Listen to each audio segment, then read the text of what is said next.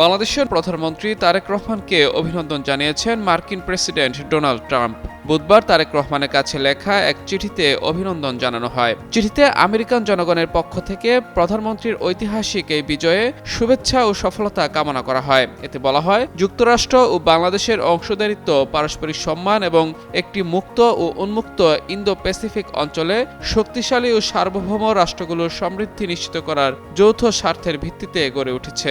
নবনির্বাচিত প্রধানমন্ত্রীর নেতৃত্বে দুই দেশের বাণিজ্যিক সম্পর্ক আরও এগিয়ে যাবে বলে আশা প্রকাশ করা হয়।